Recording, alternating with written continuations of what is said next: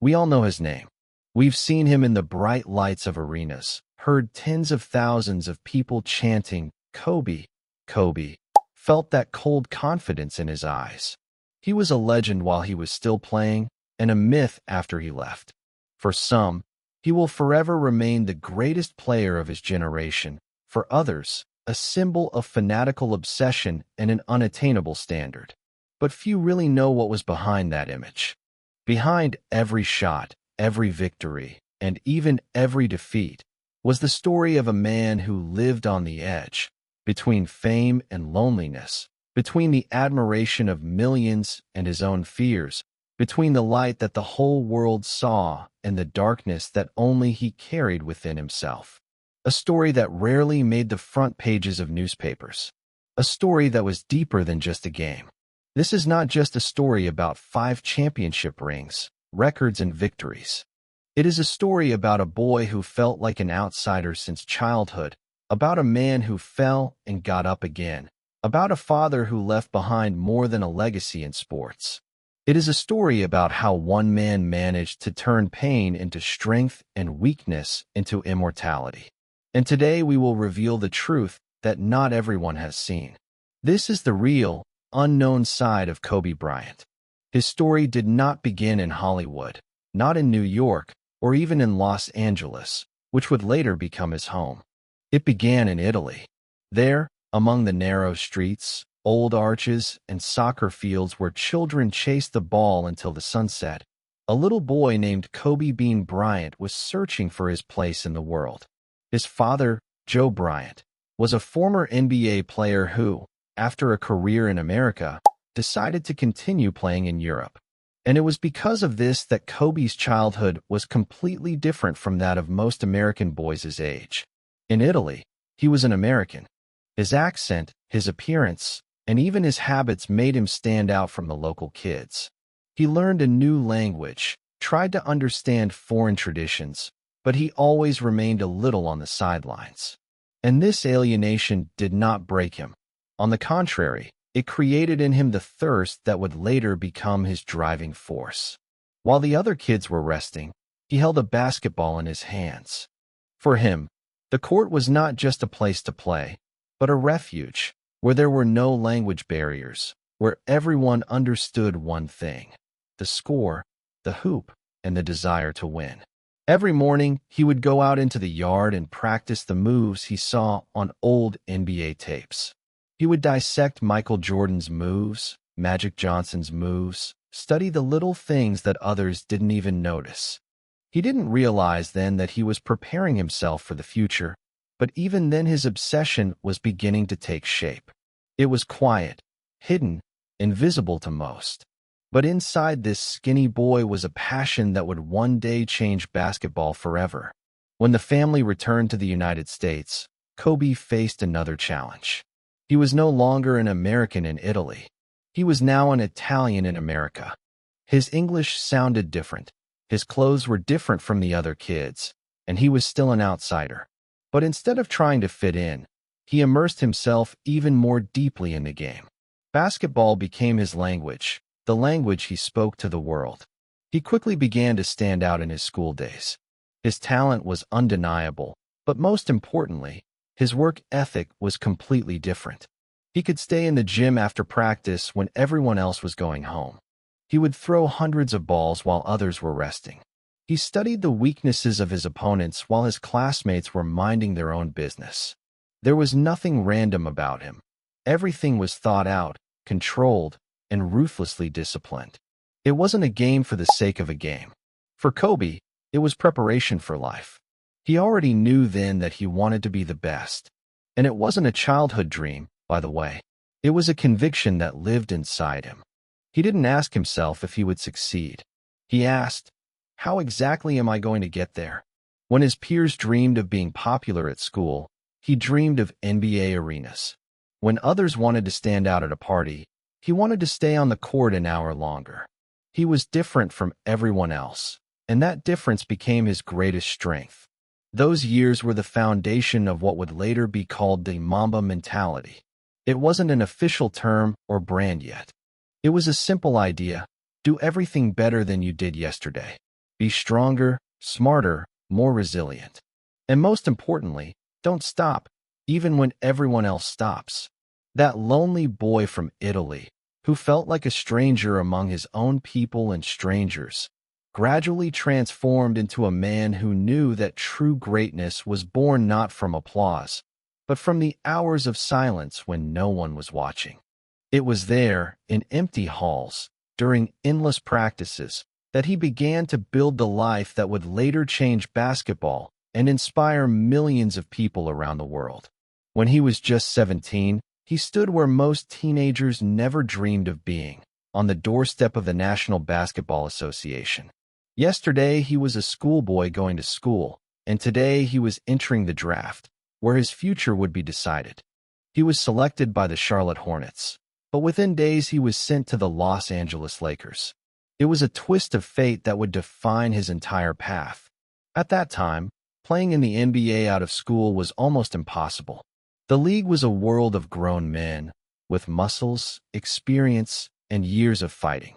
And suddenly, a skinny teenager who hadn't even graduated from high school steps into the arena against them.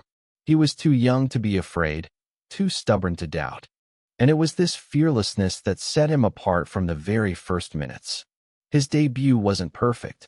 There were misses, there were high-profile fails, there were taunts from older players who thought he was too confident. But there was something burning inside Kobe that couldn't be extinguished. He wasn't going to be an extra. He wanted to take the stage for himself. And he knew that to do that, he had to work harder than anyone else. Gradually, his talent began to explode.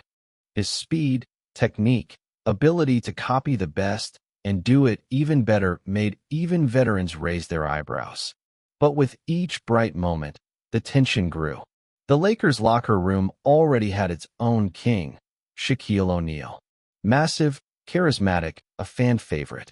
And now, next to him, appeared the young, ambitious Kobe, who was not going to play a second role. Their partnership became legendary and devastating at the same time. Together, they were invincible on the court, 3 championships in a row, a dominance that forced opponents to give up before the final whistle. But off the court, an invisible war was raging between them. Kobe wanted to prove that he was a star in his own right, that he was not Shaq's shadow. And Shaq did not want to give up the stage to the young upstart. It was like a collision of 2 planets, spectacular, powerful, and inevitably destructive. At that time, the public was divided into 2 camps. Some saw Kobe as a genius who would change the game. Some called him arrogant, selfish, someone who only thought about his own records. But he never played to please. He played to win. His smile after a shot often hid the pressure he lived with. Because, despite his triumphs, he remained alone in his pursuit of the ideal. Every season he worked on himself, adding new elements to his game, studying every opponent, preparing as if every game were the final. And although his youth shone brightly, it also carried shadows. He often pushed his teammates away with his demanding nature, not understanding that not everyone could live at the same speed as him. For him, there were no compromises. Either you give it your all, or you betray yourself. The first championship rings were confirmation of his rightness. He achieved what he had dreamed of since childhood. But inside he felt, this was not enough. He lacked recognition. It was important to him that the world saw him not just as part of a great team, but as a true leader. And this aspiration became not only his driving force, but also the beginning of internal conflicts, which would later erupt with renewed force. There was something dangerous and charming about the young Kobe. He resembled a player who was not afraid of defeat, nor of criticism, nor even of loneliness. He knew the world might not love him, but he would make him respect him. And this was only the beginning of a journey where victories and trophies would stand side by side with scandals, falls, and dramas that could break anyone else. But not him.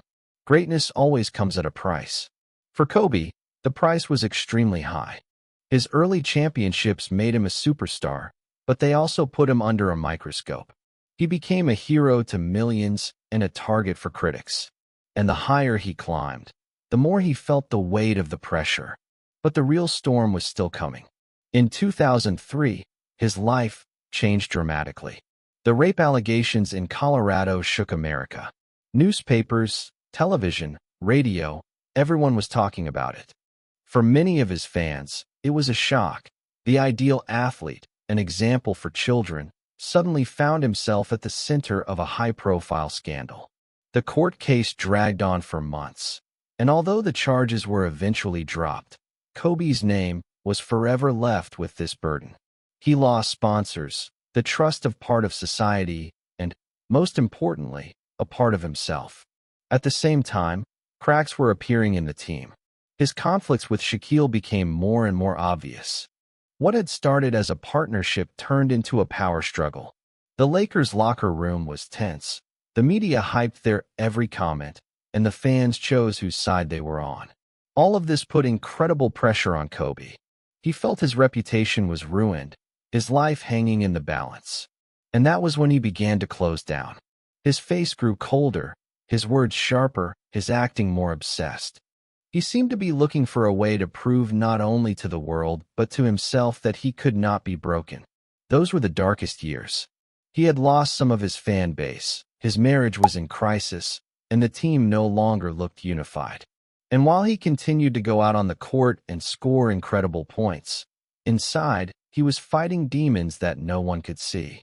To some he was selfish, to others he was a hero, but the real truth was more complicated. He was a man balancing between light and darkness. This crisis was a test that could have destroyed him. Many athletes in his place would have broken down completely, retreated into the shadows, ended their careers, or lost their passion. But Kobe chose a different path. He began to create himself anew. It was at this time that the idea that would later become a legend was born. He gave himself another name, Black Mamba. It was not just a pseudonym. It was a new image, a new philosophy. If the world wanted to see him as a cold-blooded killer on the court, he would become one. If he had to live in constant conflict, he would learn to turn this conflict into strength. He would use hatred as fuel and doubt as motivation. The term Mamba mentality didn't exist yet, but its essence was already taking shape. He realized that to survive, he had to become different. Not a person who could be broken, but a symbol that no one could destroy. But before he can reach the next level, he will have to go through even more trials. Losing partners, losing seasons, seasons without championships. For some, it would be a disaster. For Kobe, it became a laboratory where he honed every facet of his character. The dark side of his life didn't destroy him, as his enemies expected. It hardened him, made him cold and precise, like a snake's strike. And when he returned, he wasn't the same guy who had once entered the league. He had become something more. Fame is a double-edged sword. It lifts you above the clouds, but if you stumble, you fall faster than anyone else.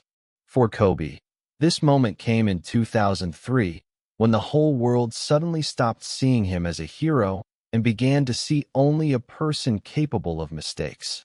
The legal charges that fell on him then destroyed almost everything he had built for years. Newspapers stopped writing about his shots and records. Instead, they printed sensational headlines that destroyed his reputation. His name began to sound not as a symbol of victories, but as a synonym for scandal. In those months, he was not on the court, but in interrogations, not under the spotlights, but under the cold lamps of courtrooms. What had once seemed unshakable, his image, his fans' trust, even the strength of his family life, all were shaking. It was the biggest crack in his career, a moment when many thought Kobe would never rise again. But, as often happens, that's when true character is revealed. He didn't run away, he didn't hide. He admitted his guilt for his own mistakes, and, having experienced everything publicly, started anew. Having lost some of his advertising contracts, having lost some of his support, he was left alone with the game. And it was basketball that became his lifeline, the place where he could prove that he was still alive. In those years, he worked with a fury that few had seen before. It was no longer just a thirst for victory, but an attempt to save himself through the game. On the court, he transformed anger into inspiration, shame into strength, pain into the purest form of concentration. In these training sessions, a legend was born, which we today call the Mamba mentality. He began to prove that you can fall and rise again, that you can lose the world's trust but win it back through hard work, through consistency, through uncompromising dedication to your cause. He showed that a true legacy is not created when you are applauded, but when you are left alone with yourself and decide whether to rise again. This period taught Kobe to live with a shadow behind him, but to move forward despite everything. And it was then, on the ruins of his own mistakes, that he built a new version of himself, colder, stronger, more relentless. He became a symbol not only of success, but also of the ability to get up after falling. Every legend has a moment when they stop being just a man and become something more. For Kobe, that moment was the creation of the image that the whole world knows today, the Black Mamba. It was not a spontaneous decision or a beautiful nickname imposed by fans. It was his conscious choice, his weapon, his defense mechanism. After the scandals and the fall, he realized that if he wanted to survive in this world, he needed a second identity. A person is vulnerable, weak, prone to mistakes. But Mamba is not. She is cold, precise, ruthless. She goes out on the court and destroys her opponent, thinking about nothing else. It was a way to separate the pain from the game, to separate Kobe as a person from Kobe as a warrior. He learned to think differently. On the court, you are a killer. You know no regrets. You don't think about a tired body or doubts in your head. You just do your job. Clean, cold, without unnecessary emotions. Thus was born the Black Mamba mentality, a philosophy of absolute concentration, obsession with details, complete dedication to the cause. Every practice was now a war. Every game a battle, where there were no friends, only enemies. Every move was honed to the point of being automatic. And it was paying off. He began to dominate as if another being had actually appeared on the court. Not just a player, but something more, a machine built to win. Fans sensed this transformation. They began calling him Mamba. They saw him as more than just a basketball player, but a symbol of cool confidence. He was a threat to his opponents, an example to his teammates, and an inspiration to millions of children. But most importantly, this image allowed him to survive psychologically. When life was pressing down on him, when doubts were gnawing at him, Kobe would simply turn on the Mamba and separate himself from all the pain. He created two versions of himself, one for the world, the other for his family. It was his way of staying on his feet when others would have broken down. Over time, the Mamba mentality ceased to be just his philosophy. It became a universal formula for success for everyone, whether you are an athlete, a businessman, or a student. It was not only a winning strategy, it was a way of life. To be obsessed, to work harder, to demand the impossible from yourself. Thus was born a legend that no longer belonged to Kobe alone. The Black Mamba became part of culture, a symbol of struggle, a symbol that even after falling, one can be reborn and rise even higher. There are two dimensions of greatness in sports, statistics and legacy. Statistics can be measured, points, assists, records. But legacy is measured by something much deeper, impact, inspiration, stories that will outlive you. Kobe achieved both. His 5 championship rings have become symbols not only of his talent, but also of the incredible work that went into each victory. He won the first 3 in tandem with Shaquille O'Neal. It was an era of dominance, when the Lakers seemed invincible. But this era also had a dark side, conflicts, rivalry, the struggle for supremacy. Kobe always wanted to prove that he was not just a junior partner of the great center, but a self-sufficient leader. And after the break with Shaquille O'Neal, he had a chance. Many then doubted. Would Kobe be able to lead the team to victories without O'Neal? Would he remain just a talented scorer without collective results? And this is where the Mamba mentality showed itself in full force. He dragged the team through difficult seasons, suffered defeats, withstood criticism, but did not stop. And in the end, he proved to everyone. 2 championships in 2009 and 2010 were his personal answer to all doubts. It was the moment when the world finally recognized Kobe Bryant is a true leader, a player capable of creating dynasties. But time is the only opponent that cannot be defeated. Over the years, the body began to give signals. Injuries became more frequent, recovery took longer, and each jump cost more. He played as if he were going against his own body, against biology, against inevitability. And that is what made him even more magnificent. People saw not only victories, but also a fight against time itself. He took to the court even when the pain prevented him from walking normally. His Achilles, knees, fingers, everything was destroyed by years of war. But he never let that be an excuse. He played every match as if it were his last. And it was this dedication that transformed him from a champion into a legend. The 5 rings were not just trophies.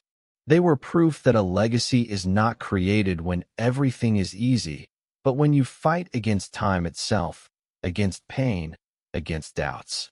And although he understood that it would not last forever, he did everything to leave a mark on the court that even decades would not erase. This wasn't just a career.